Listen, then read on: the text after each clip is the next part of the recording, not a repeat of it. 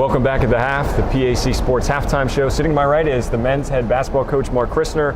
And Coach Christner, you've done this before. You know the routine. We're going to talk about the first thing, early on in the season now, entering PAC play. What are some of your expectations for this team that is fairly young? Yeah, Rob, thanks for having me. Sure. It's always good to chat with you guys, and we appreciate what you guys do for our league.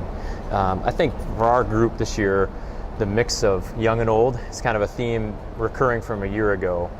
We do have 3 seniors when we include Jake in that mix, but I think our group is a little more balanced in all honesty, and we're a little longer than we've been. So I think our league, by and large, we'll probably get to it later, is a little more open than maybe it's been, and I would feel strongly that we have a group that's going to be able to contend to be in the upper half, and I think that's our expectation.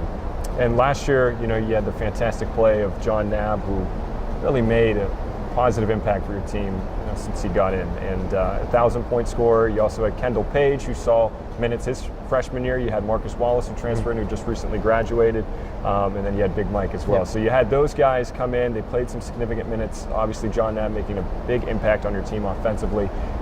What's the kind of the mindset for you? Knowing that they're not here anymore, and now you have to look to some of the other senior leaders and some of the freshmen to come up, and I'm sure they have some high expectations following those tremendous athletes. Yeah, well, and I think, Rob, you always, when guys are going to leave, which is a good, senior-wise. Sometimes you can't anticipate the injury stuff or the transfer stuff, but I think to have the example that really John and Kendall in particular, but Marcus and Mike too, coming for 2 years and playing, of continual growth and work within our program is a great example for our juniors and sophomores to see. And hey, we'll miss them, and similarly, I think a lot of teams in our league have lost a lot of guys, and so I think we're in the mix with that. I like what we have back. I think our juniors have taken a big step forward as a group. Our seniors have gotten better as well, and we always want our older guys to have their best years. And while we miss those guys and we recognize what they have done for us in the time that they were here, really our focus is on making sure that our group this year gets to be as cohesive as possible. And to be honest, it was probably the one thing that maybe we were a little disappointed in last year. We had a little bit of an accordion season. I think there were times where we were really tight, and that was exemplified by some of the wins that we had against some of the really good teams on our schedule. And then we had some pride games where we weren't quite as tight, exemplified by some of the losses that we incurred as well. Well, last year I can remember a few of the games were only lost by a couple points, and it came down to the very end. So a lot of those games could have gone either way. Your record last year, 10-16, 6-12 in the conference, could have been much different, considering those games were so close. So now you had that season last year. You did make it to the PAC tournament. You lost to Bethany.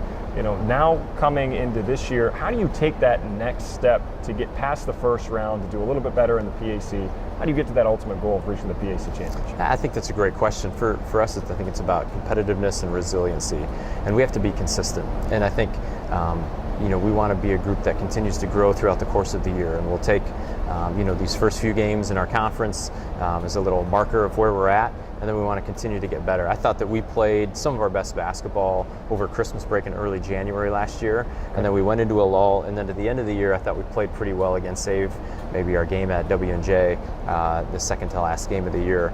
I think this year what we really want to try to hone in on is using our versatility, using the competition that we have within our roster, and building throughout the course of the year, and seeing where that takes us, because I think that could take us, and I think, Rob, as you know, to advance in the tournament, it's really helpful to have that first home game.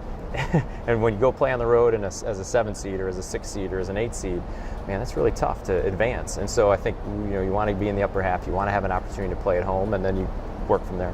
Great. Well, now getting back to some of the players, and I actually want to talk about the coaching staff. You had a change from last year to this year. Ben Altmaier no longer with the team, and now you welcome Greg Bean. Talk about Ben Altmaier, Yep.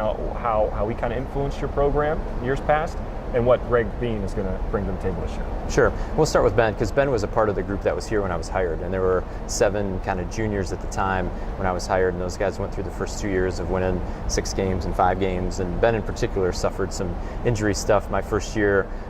So to have him and be with me for 5 years, and he was a student here and an alum, he did a fantastic job, did everything we asked him to do, connected well with our guys, had a really keen mind in terms of looking at matchups offensively. It was really fun, and it has become, more importantly, probably one of my better friends in life, which is very cool. So regardless of where he goes and where I go, I think we'll be connected in that way.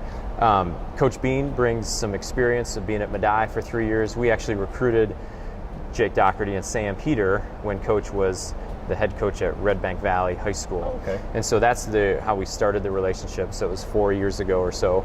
We stayed connected. He wanted to kind of get into college coaching after Jake's senior year, and ended up at Medaille, which is in our region. And so we would see each other occasionally. We didn't play them, but we would talk on the phone, or we'd see each other at recruiting showcases, those types of things, and continue to have a conversation. And I knew as a head coach, you always have a little bit of a short list, right? If somebody moves on in your staff, and who that type of person would be that you'd like to replace with, and Coach was very high on our list. So did you reach out to him? I did. Or did Yeah, he contact you? I did. Yep, I reached out to him, and yeah, we had, like I said, there was some mutual interest. I think he was interested in having a little bit of a different experience, and we're really fortunate that he's here. Again, he connects well with our guys.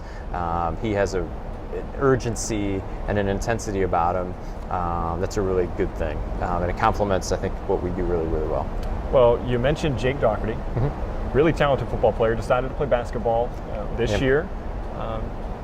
Really good basketball player in high school. Yep. And I didn't know that he was affiliated with Coach Bean. I'm sure that will help his progression out as he's kind of switching to now coming back to basketball. And I'm sure he played a lot while he was still a football player, pickup games and whatnot. But what have you seen from him as far as his development so far? And how do you think that relationship with Coach Bean is going to be? Yeah, I think it certainly helps, and having him, Sam as well, really, really helps to have a little comfort level. Coach was, when they were at Red Bank, they weren't very good, and then they built themselves up, and so by the time Jake was a senior, they had a fantastic year. But we recruited Jake to come here to play basketball, and Coach Shepis, who was our football coach at the time, recruited him to come play football, and he made the decision to come here, which was great, which is what we all wanted, and then he decided to play football, which, again, that's his decision. And so I can't speak to that experience necessarily. All I know is that he's an athletic kid at 6'3". He's grown in the weight room a little bit. It's not as easy as coming back after not playing for a little while and figuring it out. But I'll go back to what I said earlier. He's ultra competitive, and in a wing position where I think we had some vacancy because of John's departure and Kendall's departure. To add another athletic, competitive kid into the mix is a really, really, really good thing for us. So we're excited to have him. Well, two more players that I want to highlight, one of which being Brendan Smith. Yep. He got injured a couple years ago, did not play last year due to that severe leg injury that he suffered. And now he's coming back this year, and I've seen him still being able to dunk just as well as he could before the injury. He could move about pretty good. What's it like going to have him back, being that 6'5", 6'6" frame, and he seems to do pretty well between the blocks. Yeah, B has come a long way. I mean, his injury was significant, and his surgery and recovery was significant. And to have him back, it'd be really fun to see him play again. He's worked really, really hard to get back to able to do this again. And he knows it's kind of his last go around a little bit. He's a junior, he's got another year left, and he's planning on using it, but he's healthy. I think when he had his surgery, the docs really believed that he would make a 100% recovery and maybe even be a little stronger when he came back. So to have him back too, it really helps our length. He started a lot as a sophomore before he was hurt, but the year off is the year off, and so we're gradually getting him back into speed. And like I said, I think the first semester for him will be kind of a little bit of catch up, but he's coming along, and we're really excited to have him. And I think by the end of the year, he'll be back to old Brennan. And the last player I want to highlight, Matt Popek. Made a splash last year right off the bat, 30 points against a very good team. Onset of that season last year, and now this year he's coming in. He took Kendall's number, right? He took number 5, so he switched that number from 30 to 5, and now he's coming in. He's that electric shot from beyond the arc. How has he grown so far in the early parts of this season from last year? Well, he knows that he is going to be probably option A on the scout, the opponents, right? I mean, he's going to get probably their best perimeter defender. He'll probably see some more things defensively, maybe that he didn't see last year as much. I think a couple things will help him. One is the emergence of our interior game. I think people will be surprised to see how good those guys have gotten. I'm going to highlight Ben Vidovich, Aaron Novad's a freshman who's really going to help us in there. The addition of Brennan, we have some hybrid guys with Shane Johnson, Nate Gearhart. We have some guys in there that I think will help him that we probably didn't quite have that. We had Marcus, but it was about it in the interior a year ago. And then I think the second thing is just his mindset. He is a growth mindset guy. And he, if he tells me, Coach, I'm going to get a 3.0. It's spring semester last year, bam, 3.0. He puts his mind to it, and he knows that he's going to get hammered. He's going to get hit. They're going to be physical with him. And I think for him, his biggest growth will be being able to kind of see the game and talk it through with us as a staff to help him because, and I think if he allows us to help him with that, he'll have another great year. So you now are starting to have that combination of size, skill, and the guys that are gritty and just purely athletic. So we are certainly looking forward to watching you this season. And Coach, thank you so much for taking the time to be with us today. Yeah, I appreciate it, Rob. Thanks. And now we're going to go back to the announcers and be ready to kick off the second half here in just a moment on the PAC Sports Network. All right, Coach.